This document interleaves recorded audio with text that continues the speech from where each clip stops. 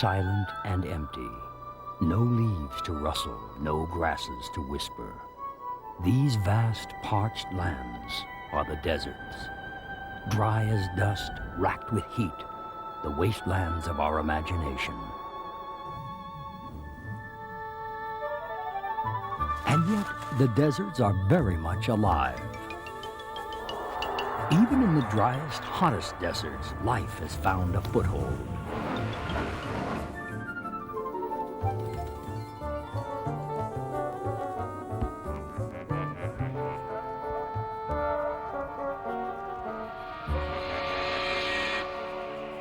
According to an Arabic saying, the desert is Allah's garden. He created it for himself, so there would be somewhere on earth where he could walk in peace.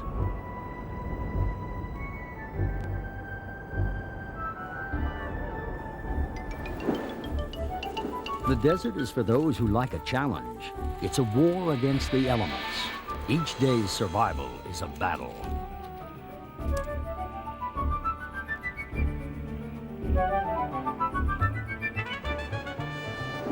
The deserts, by definition, are dry places, but nothing can live without water. It's part of every life process.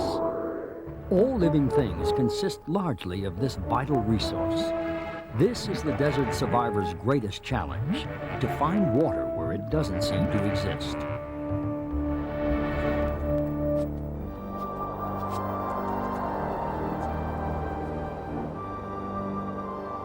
The origin of these formidable places is often told in myth. Some ancient peoples describe how their desert resulted from the tantrum of a turkey, teased beyond endurance about his ugly, raucous voice. The turkey grabbed a burning stick and shook it at his tormentors, burning himself and turning a tropical paradise into a burnt-out shell where few cared to stay.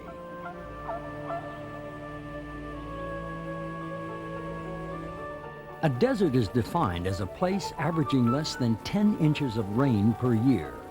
That's just a tiny fraction of the rainfall in forested areas.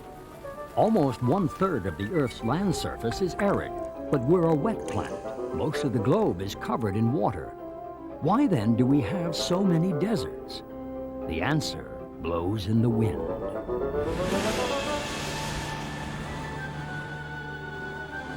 Winds carry clouds of moisture picked up from the oceans. On reaching land, moisture turns into rain. If there are coastal mountains, all the rains fall early on. From there, it's a dry run. Because winds tend to blow from the same directions most of the time, some areas always miss out on rain. These are the world's deserts. They expand and contract as the earth warms and cools. The Sahara is currently expanding. Some parts are millions of years old.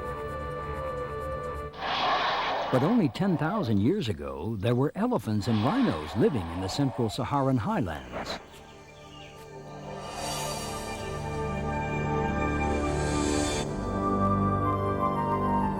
Deserts go to extremes.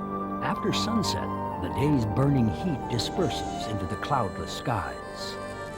A blistering day leads to a shivering night, even in the hottest deserts. Desert survivors need to face up to these challenges. The camel should know it takes extremes in its stride. The camel is the largest desert animal and our oldest desert symbol. It's there on Greek and Roman coins. In the Old Testament, camels carried gifts between Solomon and the Queen of Sheba. In Islam, the camel is a creature from paradise. Muhammad's favorite was Al-Qaswa, which he rode on his flight from Mecca. During the journey, Al-Qaswa knelt at a place called Koba. Muhammad knew this was a sign from God and decided to halt. The delay deceived a pursuing army and saved Muhammad's life. The spot where Al-Qaswa knelt is now marked by a mosque.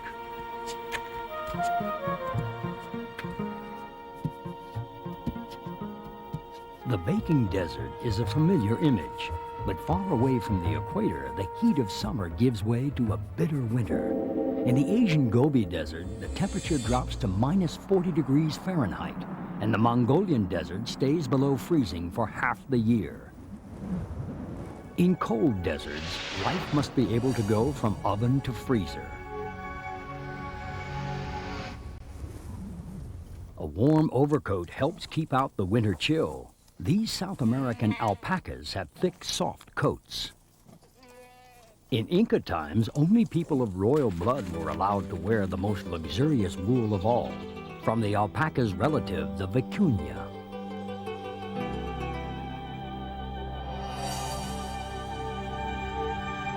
There's one advantage to the cold. Evaporation is slower and rainfall goes further.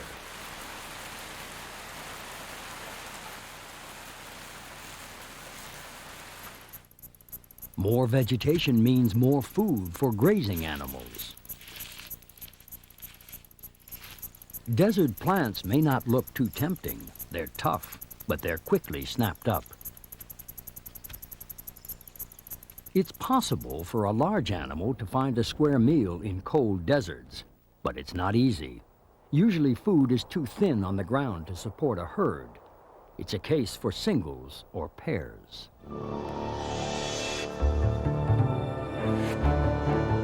Larger animals only survive if they can beat the water shortage. Antelopes have ultra-efficient kidneys which can recycle nearly every drop of water they drink. For those who fail the desert challenge, there's a cleanup crew ready and waiting. Powerful desert birds like the eagle and condor seem to bridge the gap between the worlds of earth and sky. The American Zuni believed that the eagle could soar as far as the sun. It was a natural partner to the gods and a useful messenger. Eagle feathers, used in traditional ceremonies, help the Zuni to contact their gods and ask for the most cherished of desert events, rain.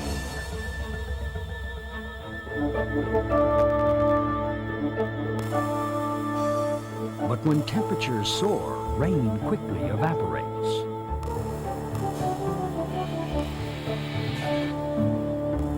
Nearer the tropics, seasons are less clearly defined. There's no cooling off period. The heat is intense all year round. Large animals can't survive. There's just not enough food. Jackrabbits in the American Sonoran Desert are small enough to find a shady spot. Not for them the sweating and panting of larger mammals. They radiate heat from enormous ears. They keep cool. No sweat.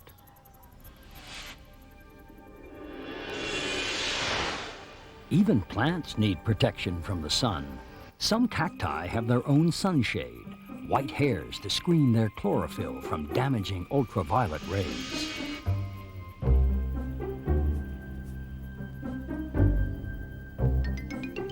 Small animals are the winners when the heat is on, but there's an exception.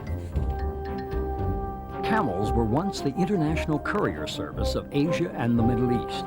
They're the only animals able to cross the desert wastes. Camel caravans carried travelers as well as salt, silk, spices, exotic fruits and plants, and news. The ancient silk and spice roads were long and dangerous routes linking China, India, and Arabia with Europe. These barely marked tracks wound across mountains and deserts, and through the centuries were fiercely fought over.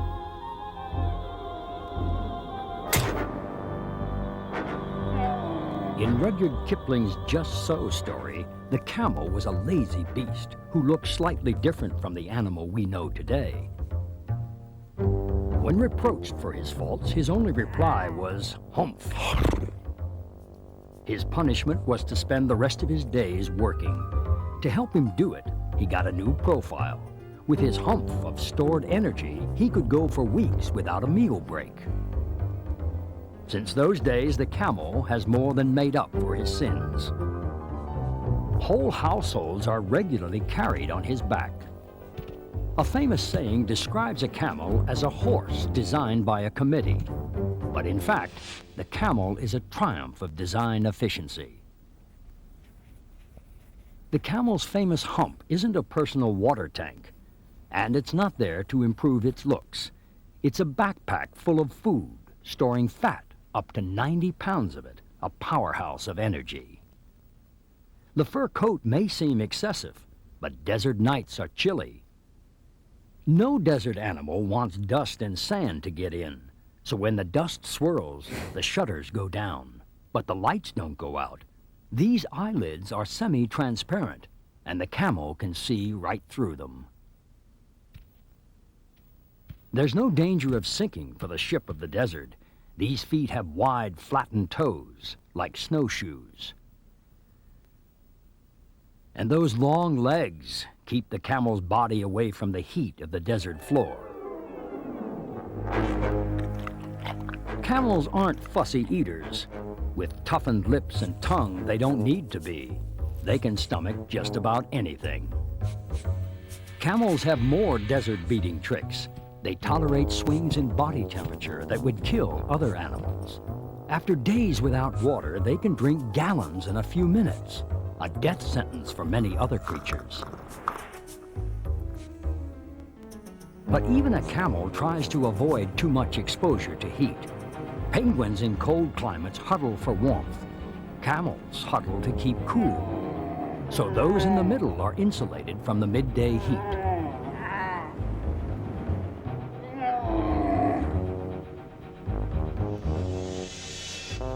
Camel dung is bone dry.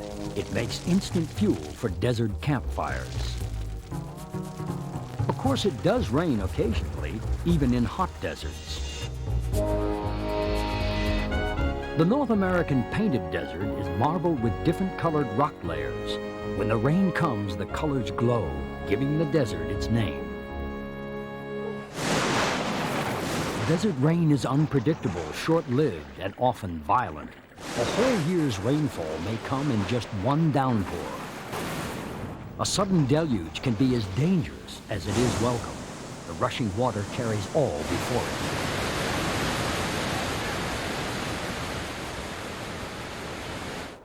Armed with jagged debris, it scours out the softer rock in its path, eroding gullies and canyons as it goes, while the harder rock remains.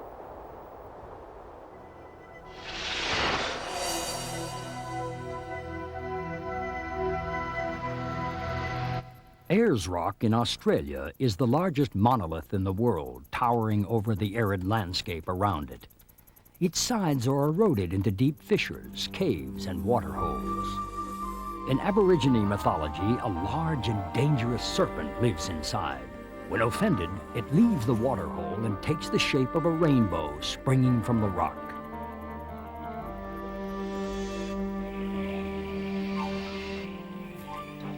After a deluge, desert dwellers make the most of their unexpected bounty. It may be all they'll get for months, or even years. One plant strategy is to use their roots as underground storage tanks. The African welwitchia's taproot can measure 3 feet across. The champion water storers are the cacti. The saguaro is a famous sentinel of the American deserts.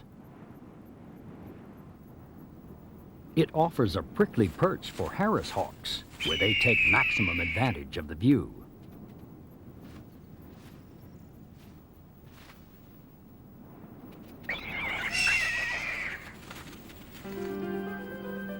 A saguaro can live for more than a century. It takes 40 years just to grow one arm. Its roots are like sponges. They can suck up a ton of water after a rainstorm. The water-filled cells are under such pressure that if the cactus is struck by lightning, it explodes. Tumbleweeds may look like litter, but they're living plants. They have no roots at all and just roll around, absorbing what moisture they can. Dormant plants awake to the magical touch of rain. The first moisture makes the rows of Jericho's seed pods swell. But until there's enough rain, they won't launch the seeds.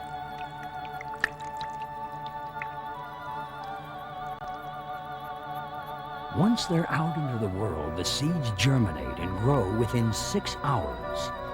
This dramatic regeneration made them symbols of the resurrection of Christ.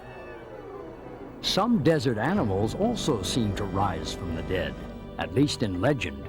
An African story tells how Frog and Gazelle were having a contest. Frog lost the first round, a running race. Then Frog boasted that he could return from the dead. He told Gazelle to burn his house down with everyone inside. The village mourned, thinking the frogs were dead. Years later, after a rare rainstorm, they were amazed to discover the frog family frolicking in a puddle, celebrating their victory over death. The frog's trick was a simple one. During dry times, their outer skin shrivels and they bury themselves, apparently lifeless, for months or even years. When rain arrives, the frogs plump up with moisture, pop out of the ground, and set about a whirlwind schedule of eating and breeding. Their young race through the tadpole stage in rapidly drying puddles. They're not alone. The pools teem with tiny organisms awoken by the rain.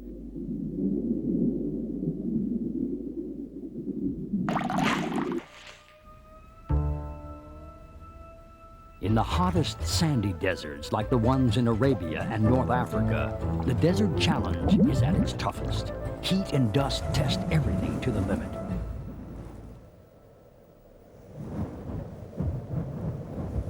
Water disappears into thin air, and food prospects are not encouraging. The hottest deserts look like lifeless planets, eerily silent beneath the cruel sun. Indeed, the Arabian Rub al-Khali is known as the empty quarter. But once the sun goes down, it's a different story.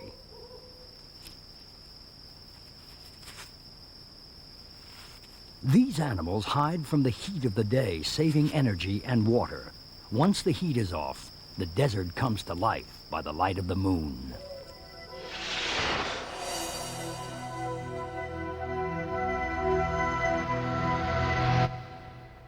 The hottest deserts are unforgiving, as a party of American pioneers discovered the hard way.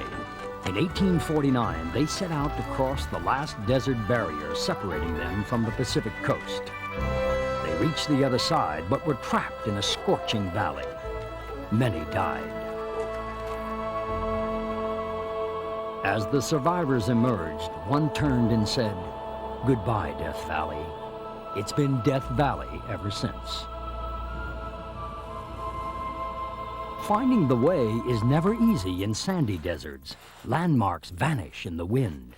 Human desert dwellers use the heavens to navigate. The sun by day and the stars at night.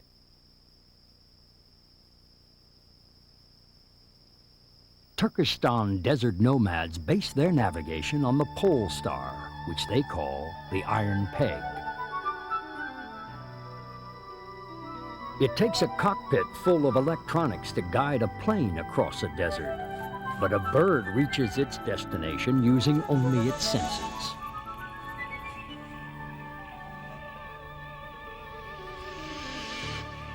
And these ants always find their way home. They're going out in the midday sun to forage.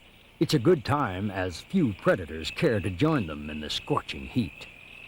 When the ant first emerges, it makes a turn. It moves, stops, and turns again. It seems they are taking a reading on the sun so that when their mission is accomplished, they can head straight for home.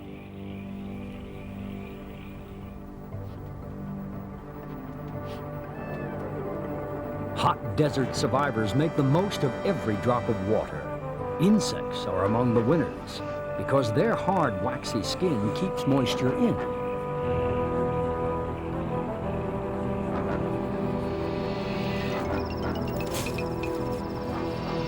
It's waste not, want not for rodents, too. They lose less than a fifth of the water squandered by their non-desert counterparts. Reptiles also succeed. Their skins are watertight like rubber suits. The rattlesnake's rattling tail does the same job as a hiss, but it doesn't use up water. and deadly accuracy means that energy isn't wasted on failed attacks.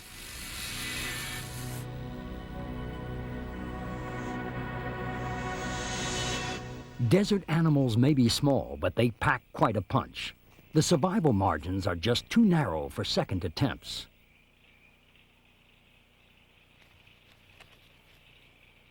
The scorpion's poison is so concentrated it can kill a human.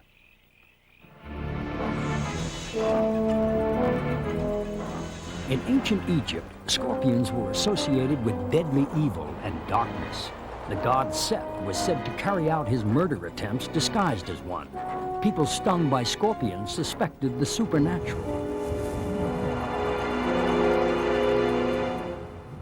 Sandy desert dwellers are always at the mercy of wind. As winds whirl along, they whip up tiny rock particles. Dust devils are a common sight on desert afternoons. In Arabic, they are called jinns or genies. Genies are powerful magical beings whose masters, like Aladdin, can conjure them up at will.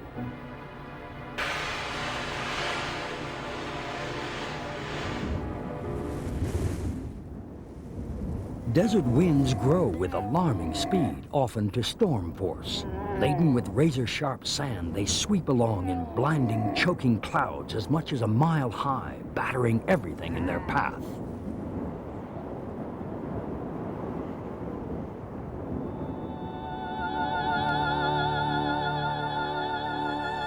These forces are extreme. They carve out the shape of the desert scenery. Wearing down the softest layers first, the winds sandblast every nook and cranny, sculpting a landscape of dreamlike beauty.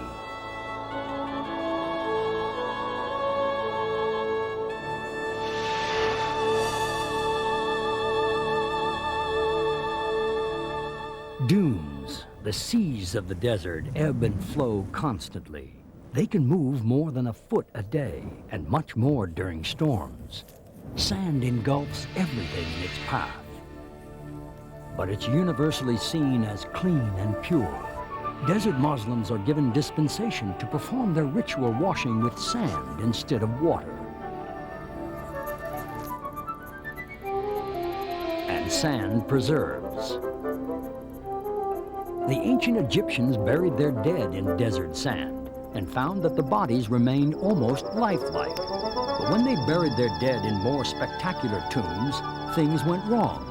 Separated from the sand by elaborate coffins, the bodies began to rot. New techniques were necessary, and mummies were the result. Life in the hot sand calls for a special approach. Sandy desert animals know all the angles. In the hottest places on Earth, the surface sand could fry an egg. It pays to keep contact to a minimum. But sand can be useful for a quick escape. Bullet-shaped heads make burrowing easier. Short legs make for streamlined digging. Some have no legs at all.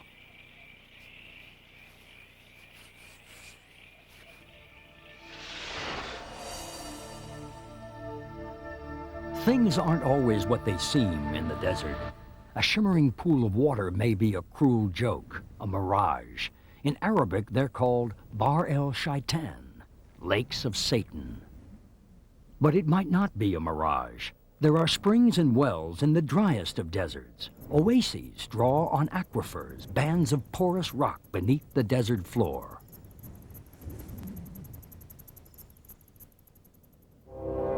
The shifting sands above these underground reservoirs can produce an eerie musical resonance.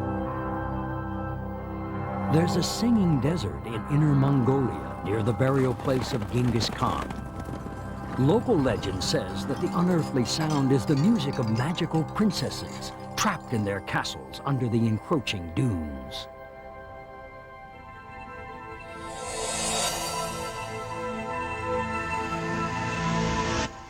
The date palm is a legendary oasis plant, long-lived and adaptable.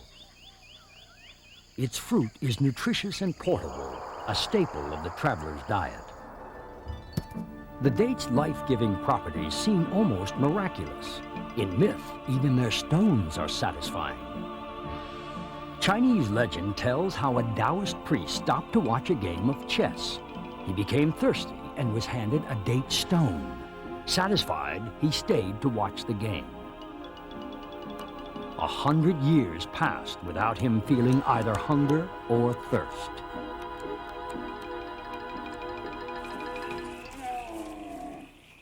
Oases are the traveler's lifeline. Desert journeys are impossible without them, and they're vital to the camel story. Camels are the only large animals adapted to the hottest deserts, but even they need to eat and drink now and again. With human partners like the Tuareg nomads, camels cross the burning sands of the Sahara, the hottest place on Earth.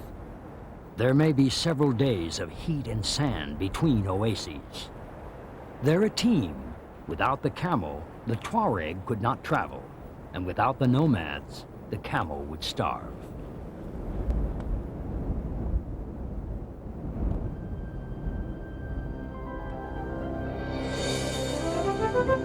As desert life continues its daily struggle, the desert zones are steadily expanding. The Earth is in a warming period, which could mean new challenges for the desert survivors. But deserts have always grown and shrunk with climatic change. Some scientists predict that with rising temperatures will come an increase in rainfall.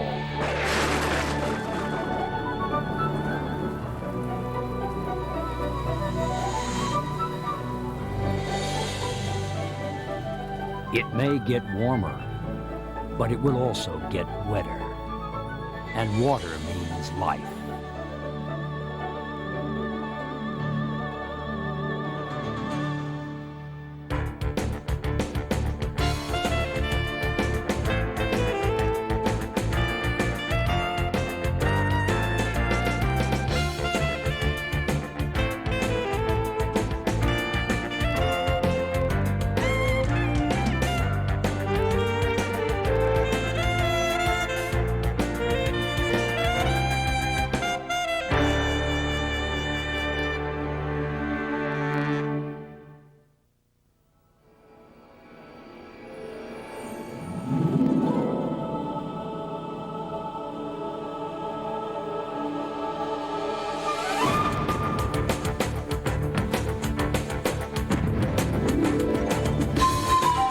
Eyewitness Museum, created by combining traditional filmmaking techniques with state-of-the-art graphics,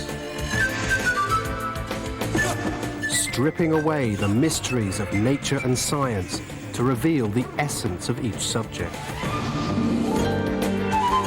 bringing the world into sharp focus. The making of Eyewitness.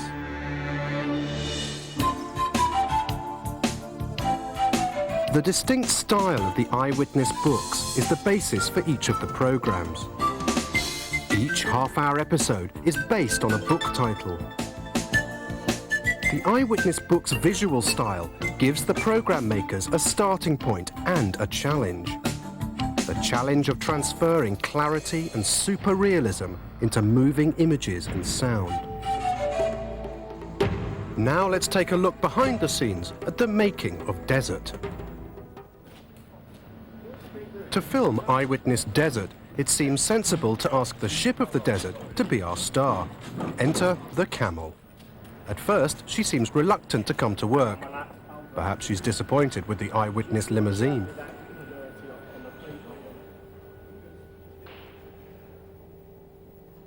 A seasoned veteran of the film business, she relaxes once under the hot studio lights. Maybe the heat just reminds her of home. Over the months, the Eyewitness crew have dealt with animals ranging from a chimpanzee to a cockroach, but the camel is the largest animal they've seen all year, and the hungriest. While our star has breakfast, a wide-angled lens is mounted to get frame-filling shots of the camera in action, dust-free.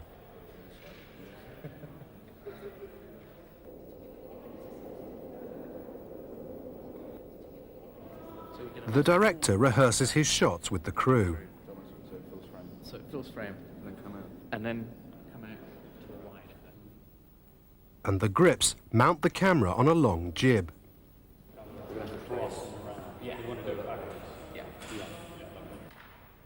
With a cracking crew and a cooperative camel, the shots are achieved, one after another.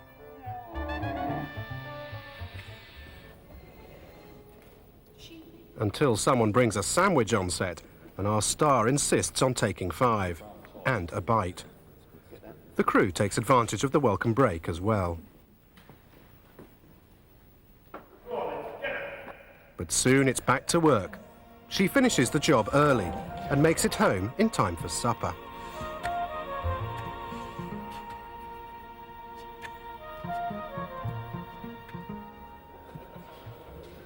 A camera crew could spend a lifetime in the desert, waiting for lightning to strike a cactus and still never get the shot.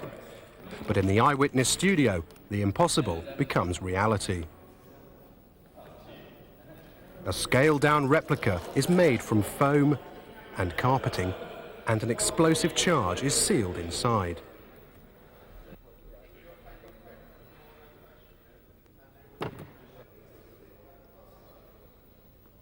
The director heightens the drama of the explosion with slow motion.